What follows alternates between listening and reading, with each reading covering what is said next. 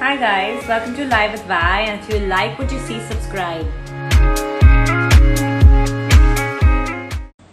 Hi guys, happy Tuesday and welcome to Live with Vi.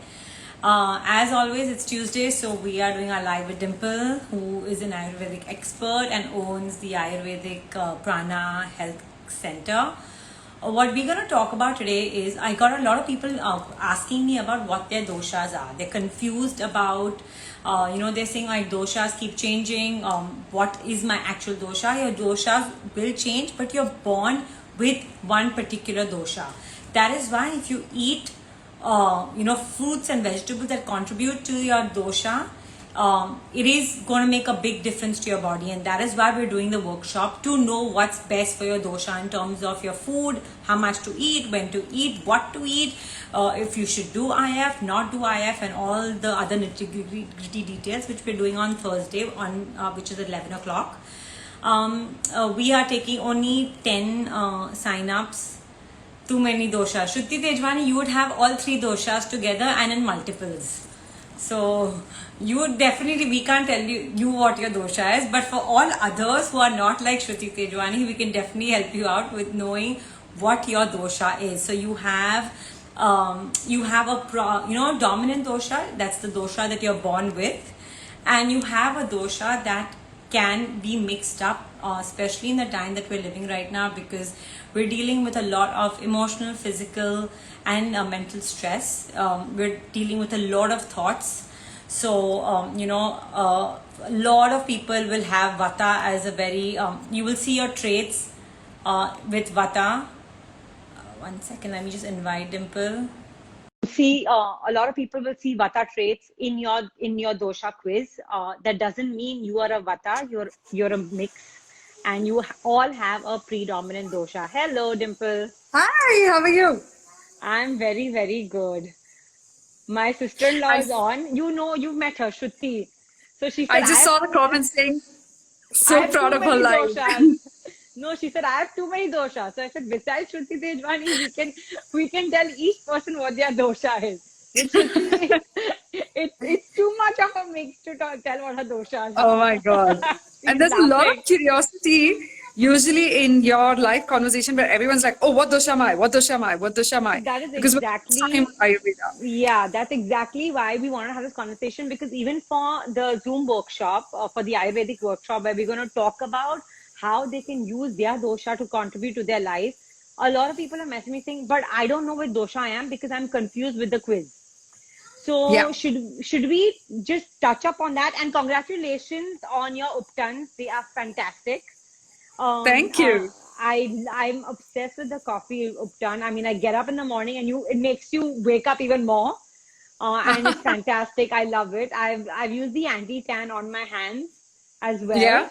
But Great. I love the coffee more than anything else, more than the I'm anti-tan. so glad. I love it. So let's talk It even has a about kick. that.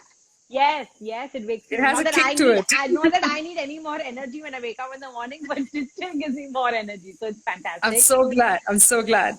And I think what it also does is I think it's exfoliating my skin, because I Yeah. go up to walk every day, so I can actually feel, um, my pores opening up and then closing tightly again.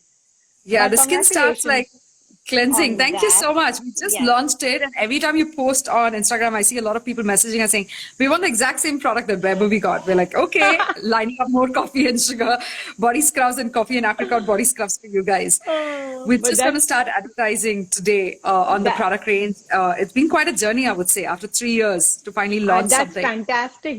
We talked about it so long ago. Remember, like Uptons and all, when I used to use no, but I think you were the only person who knew what Upton was when I told you that I use Uptons on my face. And what a fantastic journey, Dimple. Congratulations. Thank you. Thank you. It's been interesting 3 years, of Ayurveda for me. I am sure, and you know so much, and I think you make it so not boring.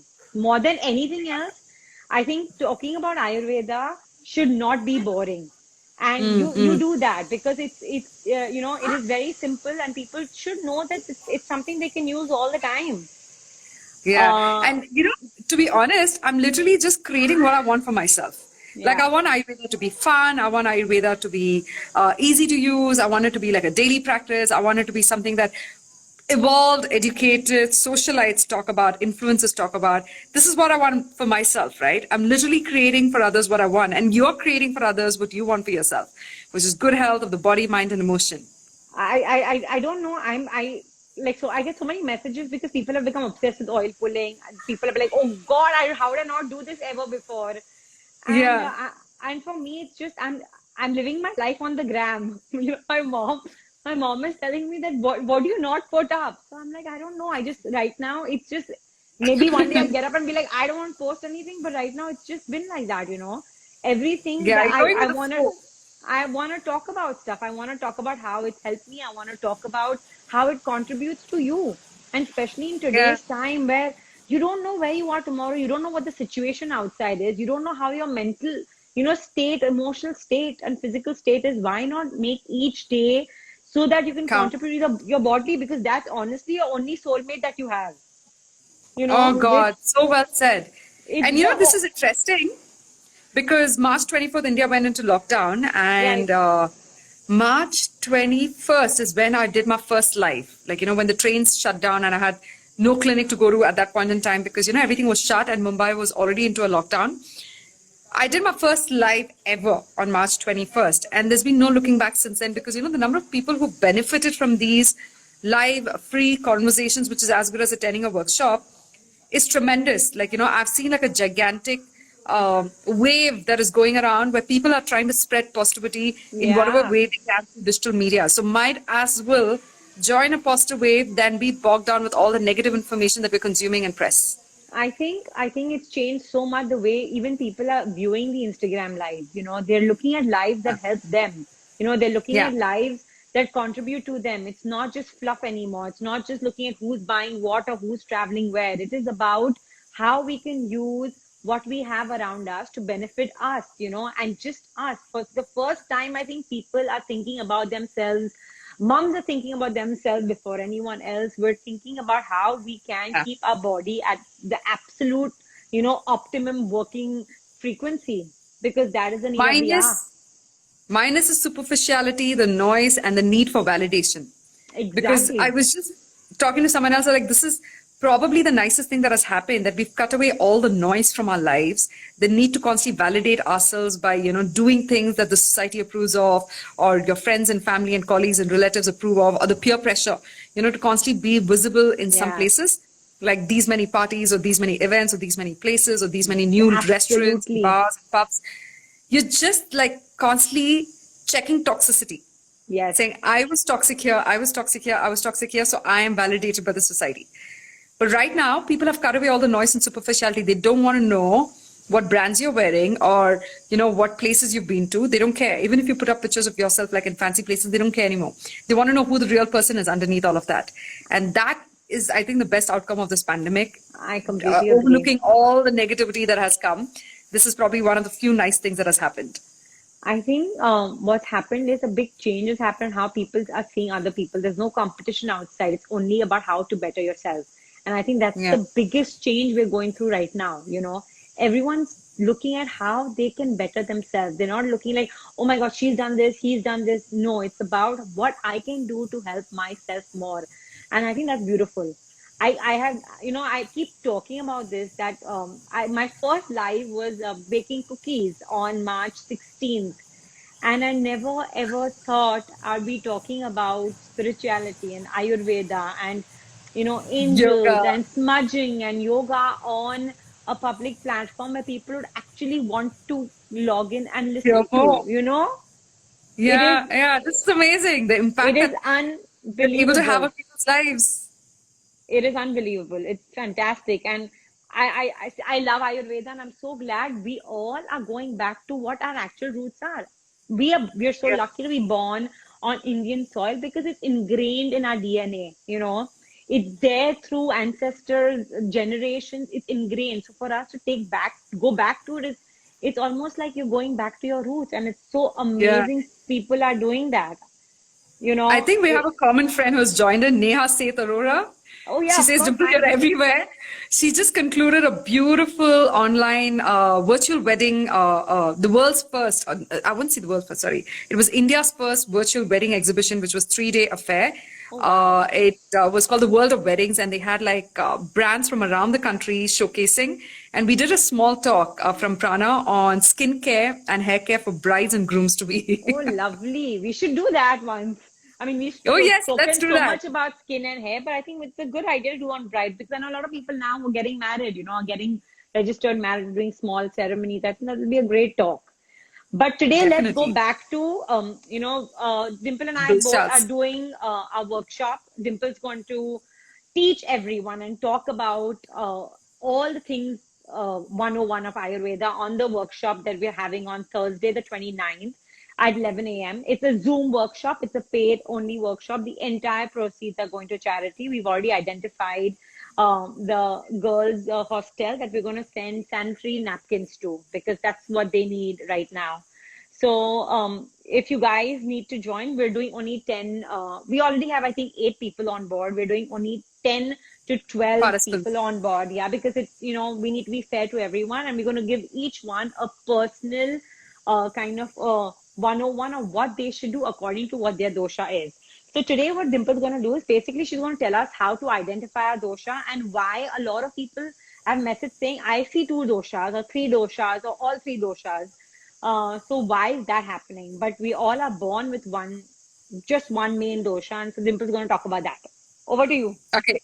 So, guys, thank you so much, Vay. And guys, like Vaibhavi said, we are having only 10 to 12 participants in the Zoom workshop. It's a personalized workshop. There's a lot of demand for it, a lot of messages we've been receiving.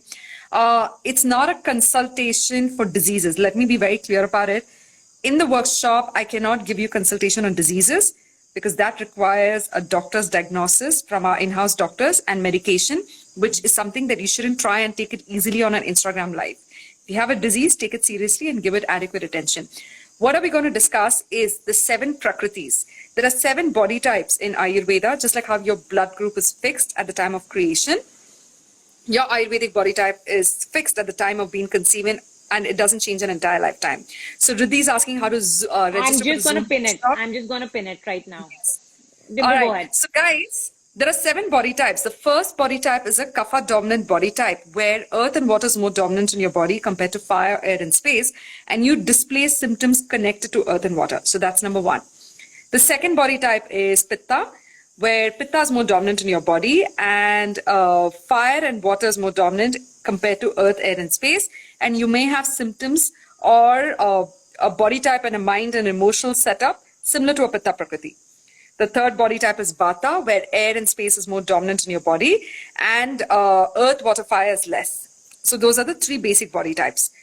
The second set of body types are dual body types, which most of you seem to fall in the category of, which is why maybe you're getting a little confused. You can be a dual body type where you're kapha pitta prakriti or a pitta vata prakriti or a kapha vata prakriti. And then there is a 3 dosha body type where all 3 doshas are dominant, which is very rare. And that's generally considered the best body type. Dual body type is not considered good because, quite often while you're trying to balance one dosha, you might end up aggravating the other dosha. The other one. For example, kapha vata prakriti is considered very difficult to treat because whatever is good for kapha is very bad for vata. Whatever is good for vata is very bad for kapha.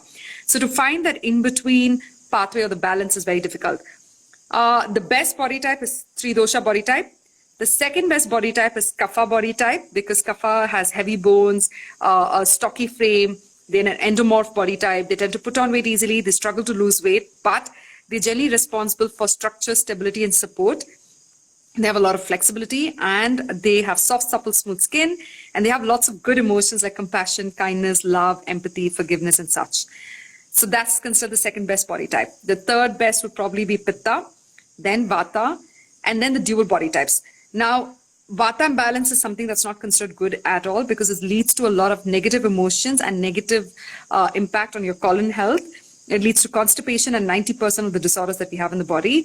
And at the mental level, it leads to negative cool emotions like jealousy, envy, anxiety, overthinking, restlessness, stress, depression, and such, right?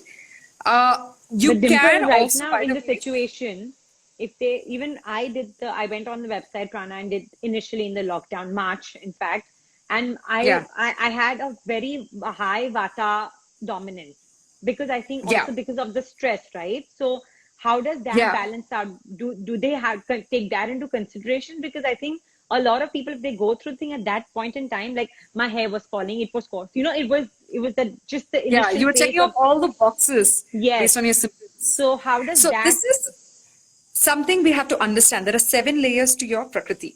I mean, to Okay, your body type. Okay. The first is the Prakriti that you were born with, which was fixed at the time of creation. And that's supposed to remain constant in your entire lifetime. correct, You should gravitate back towards your own Prakriti first, balance it, get your footing right, get your groundwork done before you start working on your other doshas. got it. That's number one. Second is, based on your age, you'll have another dominant dosha. So I am a Pitta Prakriti by birth, right? But between the age of 0 to 14, Kapha will be more Kapha. dominant in my body because I will be displaying symptoms of a young child, having an affinity towards cold, cough, allergies, sinus, mucus accumulation, putting on weight, lung congestion, and such. Disorders Right. in the top part of the body is common between 0 to 14 age. So you will be a Pitta Prakriti with a Kapha imbalance during 0 to 14. 14 to 40 is, of course, the Pitta phase of life.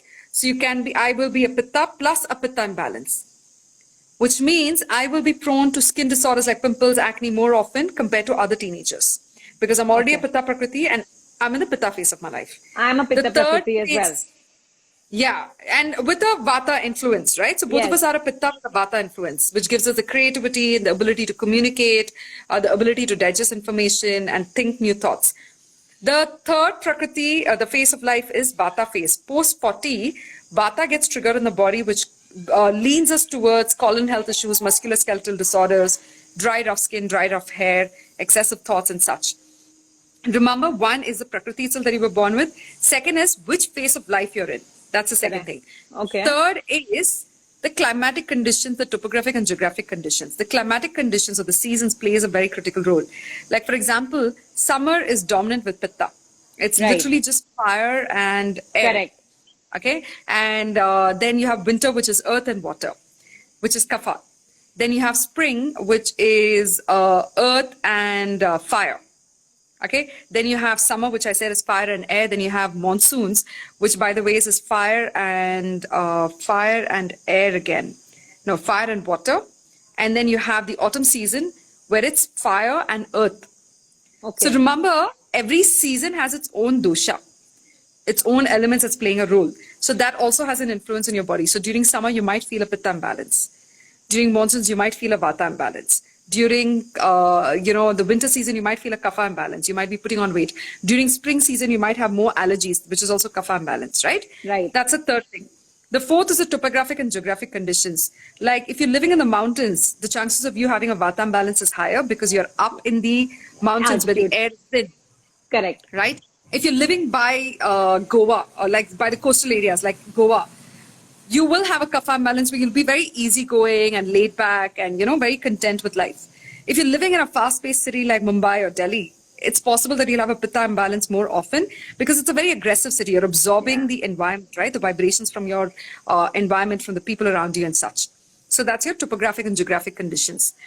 Then is your genetic conditioning. You're also borrowing information from your parents, grandparents, and Right. ancestors, which is coded in your DNA. That information is stored in your DNA. And quite often we trigger that information either through habit or through comfort level. Like, say if our parents are, God forbid, diabetic, we have an inclination towards diabetes naturally at a psychosomatic level. Even if you don't yes. have And people keep telling you, sugar-prone diet. oh, in your genetic thing, do you have sugar? Do you have hypertension? Do you have BP? Just because they have them doesn't mean you will get them. But the problem is people create these diseases in the mind. All diseases Absolutely. are psychosomatic origin. Absolutely. That's number one. Absolutely. Your body regenerates itself every 7 years. Every 7 years, you have a brand new body, Brand new heart, body. liver, kidney, intestines, skin, right? Every cell in the body has been regenerated. How is it that the disease stayed in your body? How is that you held on to the disease? It's because at a psychosomatic level, you're constantly telling yourself, I'm diabetic, I'm diabetic, I'm diabetic. Yes. And every cell that is born every 4 Believes that seconds information. gets that propaganda Yes. that, hey, oh, she said I'm diabetic. I have to be diabetic. I'm a diabetic cell now. Correct. right? So that's another thing. Number two is history repeats itself. If you're going to consume the same diet that your parents consumed, you're going to get the same results. Right. So if they had a diet that triggered diabetes or a lifestyle disorder in the body like cholesterol and cardiovascular issues, and you're having the same diet, you're going to trigger the same diseases. So genetic conditioning, your upbringing plays another role. You can be a pitta prakriti and end up triggering, kapha related diseases in your body like obesity, diabetes, and cardiovascular issues and So on the work stuff. and in the workshop, we are going to talk about what their main dosha is and how they can balance out the other doshas, right? So should we talk a little bit about what we're going to cover in the workshop? Yeah, that's a great idea. So what we're going to do, guys, is we're going to repeat how there are 5 elements and there are 3 doshas, the 3 biological building blocks. We'll take you through this exercise step by step so that you can understand it in detail. So we're going to do a slide presentation for the first 60 minutes, by the way, where we're going to talk about doshas, prakritis, and by the end of that 60 minutes, you should be able to identify what your dosha is. Dosha is. Next 30 minutes, we're going to share 3 diet charts for a kapha prakriti, pitta and a vata prakriti. And if you're a combination, you basically take a combination diet chart. You just mix the 2 diet charts. And we're also going to talk about how you use your emotions and your intuition to gauge which diet chart to use. We can use all 3 diet charts at different points in our life. The next 30 minutes is going to be just a live Q&A session where you can shoot questions about symptoms that you're experiencing. I can give you some quick fix recipes and solutions that will help you fix those symptoms. And if you find this interesting, you can always sign up for a 5-day class if you want. If you don't have the time for it, you can always do a consultation with our in-house doctor for reversing diseases. Because this workshop is not going to reverse diseases. This workshop is going to teach you how to eat based on your prakriti so that you don't create diseases in your body. It's a preventive healthcare workshop. For curative healthcare, definitely sign up for a consultation with an in-house doctor. Do it at least once a year. It's like an insurance. It's like an investment in your health. But this workshop is happening on Thursday, guys. It's pinned on the bottom of the conversation, the WhatsApp number on which you can WhatsApp your interest and Paytm the fee, and we'll add you to the group chat ASAP. It's a tightly held group. And we could actually do this every month, guys, if needed. I think so. I think if there is demand for it. Because we can't take more than 10 people. I think we already have 8 or 9 people registered. More than 10 people is unfair because we're doing each one personally, right? Their Q&As, their doshas, their diets. So if we have more than that, we can always push it to the next month. Yes, we will be very happy to do it again. I think it's need of the hour. I think it's very important to know what your dosha is. I think it's very... So many people say, do you know what your blood type is? I'm like, do you know what your dosha is? Blood type is important to know, but you have to know what your dosha is. Oh my God. That's well said. It's really important because it's as simple as this. Now my body, I think, is intuitively in sync with my pitta. I know what to have, what not to have. I know when I have something, I'm going to get sick. I know it. I still do it, but I know it, But I think it's been about 30 days where I have completely listened to my dosha. And my whole body has changed. I'm going to put up my picture on the 21st day of me actually following. They say it takes 21 days, right, to form a habit. Yeah. It takes 21 days to change your body, right? And I'm going to really post a before and after picture because I know what my body wants. Like I was feeding, because jowar is healthy for you, bajra is healthy for you. I was eating that, but it did not work for my body. I'm a pitta prakriti. A bajra does not work for me. It is very heaty for me, right? So I switched to red rice from our conversation when we spoke about what pitta should eat, what vata should eat, and what kapha should eat. And I switched to rice. I switched to red rice, and it made so much of a difference. I think my metabolic fire has become better because I'm eating the foods that contribute to my dosha. Right?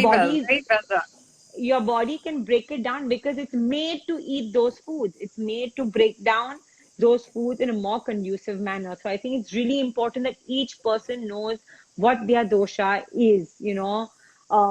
There's so many people who keep saying, I work out so much, I'm not losing any weight because you're eating stuff that's wrong for you. My father-in-law, for instance, he's never not worked out. He's worked out all his life. He started eating what works for him. So he's allergic to dals and he gave up dals and he lost 18 kilos. Look because at that. he actually ate stuff that contributed to his body. It's as simple as that.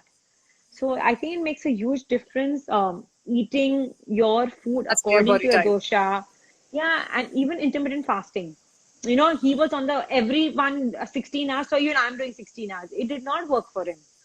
He is a 12 No. hour, he's 12 hours, and that's what he did, and it changed. His 16 hours effect he didn't see. Just 12 hours intermittent fasting worked wonders for him. So that's what we're going to talk about, what your doshas are and how each dosha is different. That's why each body is different, right, Dimple?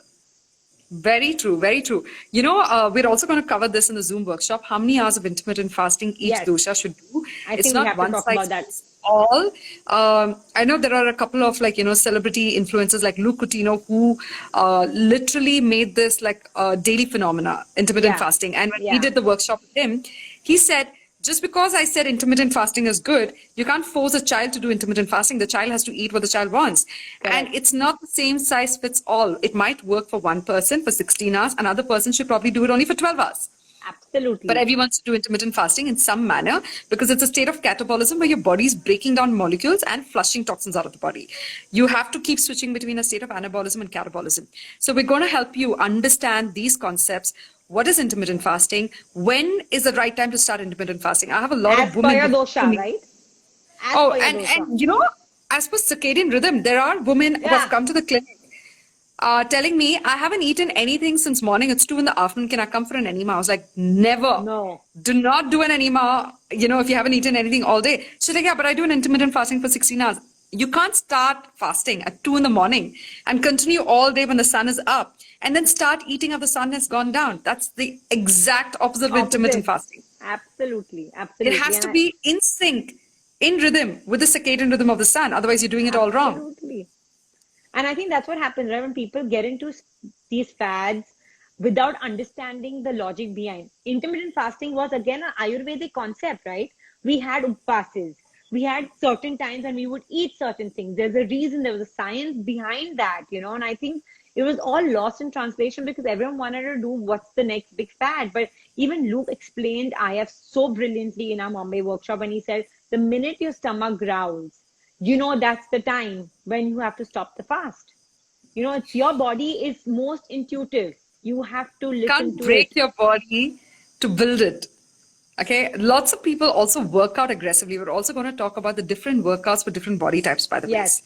Like, say, metabolic activity, a MET training, or kickboxing, or martial arts, or what are the other workouts that CrossFit? It's for a specific body type. Not everyone is supposed to do CrossFit. Not So everyone is it can is do. it by dosha? Like each dosha has a Yes. specific, yeah. So I'm Like, Pitta. I think I have to do everything aggressive. yeah, but that's your comfort zone. You like something that's competitive, but Yeah, CrossFit is actually not good for a Pitta Prakriti because your fire starts going up aggressively. And you will have to eat immediately. If you don't, you might end up having a burning sensation all the way up to your throat. correct. A CrossFit workout is great for a Kapha Prakriti that needs to be shook up. Right. Pitta loves challenging workouts that challenges them, for a time or, metabolic conditioning. They can also do workouts like, power yoga or Pilates. That's great, I which allows them love to all of condition their them. muscles, Yes. right? Vata Prakriti should do more grounding exercises. They should not do excessive movements. Walking is great for them, obviously, but grounding exercises like yoga or any yogic asanas or poses that they can hold for like 1 minute and 20 counts and upwards. That's great for them because that increases static energy in the body, which they need. Correct. Kapha needs movement. They need aggressive movement. Vata needs grounding exercises. And Pitta Okay. needs something that's challenging to satiate their hunger, right? But Pitta cannot do excessive CrossFit workouts. Pitta cannot do all these high intensity training too often. They can do it once or twice a week. But over a point of time, you're just going to aggravate your Pitta and that's going to start showing in the skin. I know a lot of people who go to the gym every single day and they have like bumpy skin and pimples. They're like, oh, my body is great. Everything is great. It's just my skin. But your skin is a visual representation of what's happening inside your Absolutely. body. So you can't say your body is great, only your skin is bad. Your skin is the largest organ on your body and a full I grown adult agree. has 3.6 kilograms of skin on them.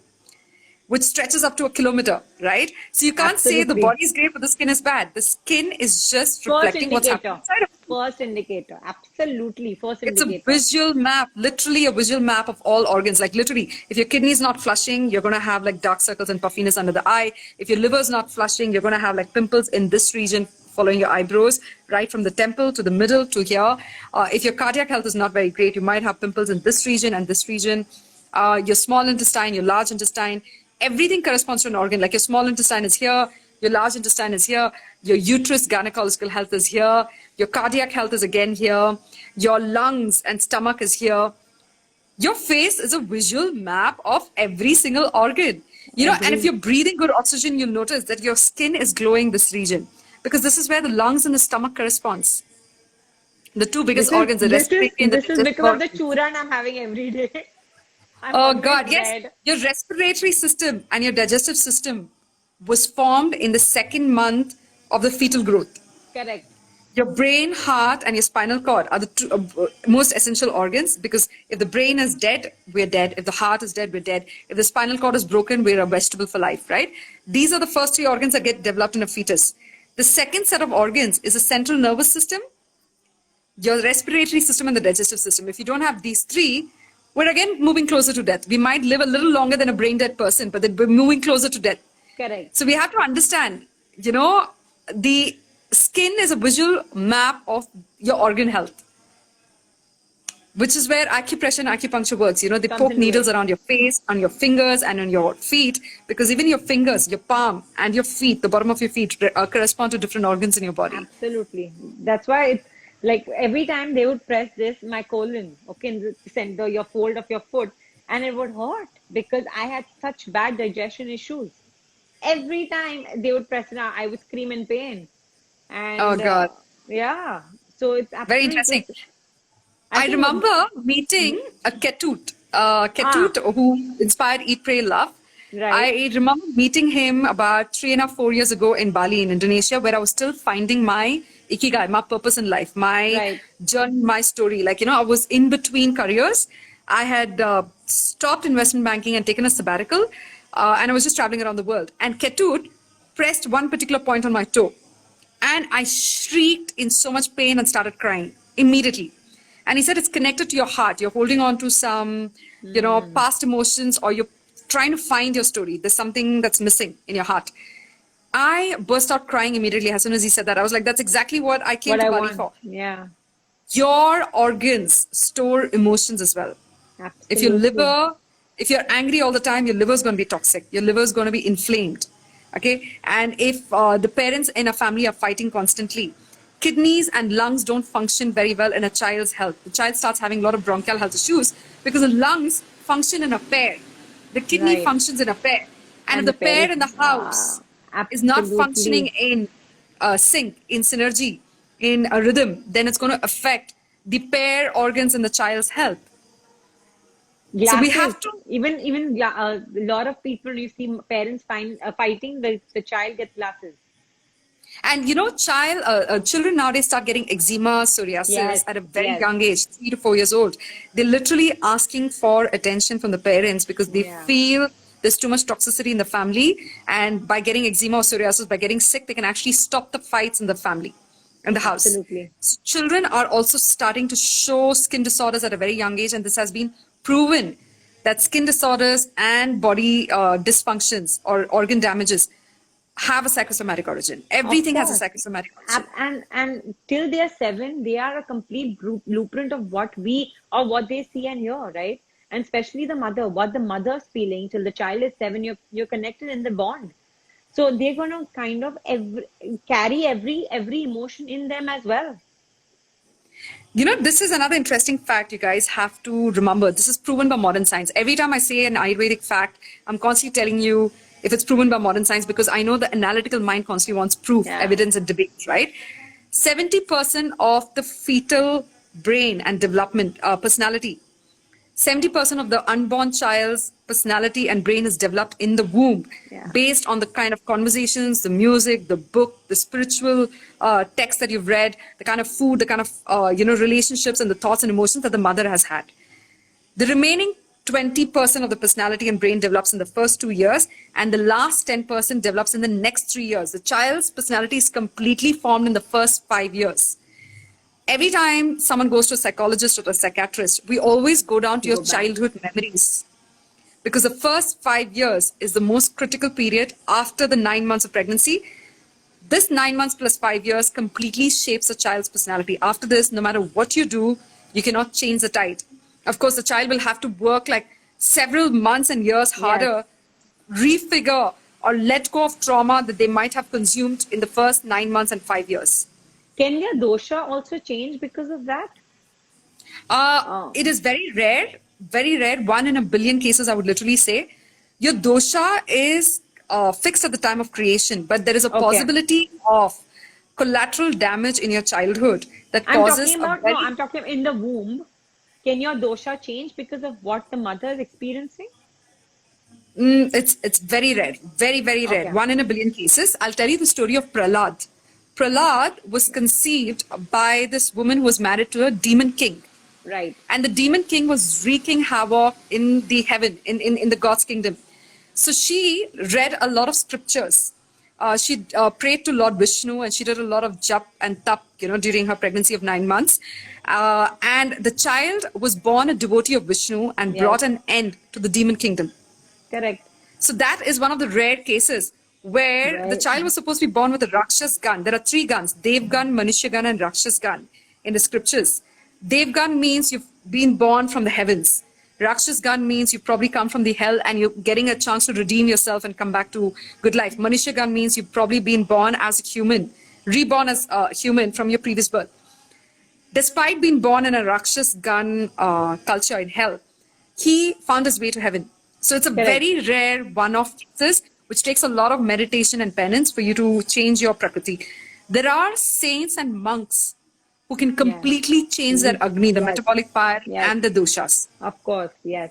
Through a lot of meditation, penance, starvation, fasting, a very controlled diet where they're probably just having mung dal khichdi. They can go from a pitta vata prakriti to a kapha prakriti and move upwards into a 3 dosha body type, where all the dhatus are in balance, the 3 doshas are in balance, and the Agni is Sama Agni. So it's called Sama Agnischa Sama Dosha Sama Dhatu Kriya Mala Kriyaya, which means all your faculties are evacuating waste regularly, including your eyes, nose, ears, mouth, your colon, the bladder, the kidneys, and the sweat glands.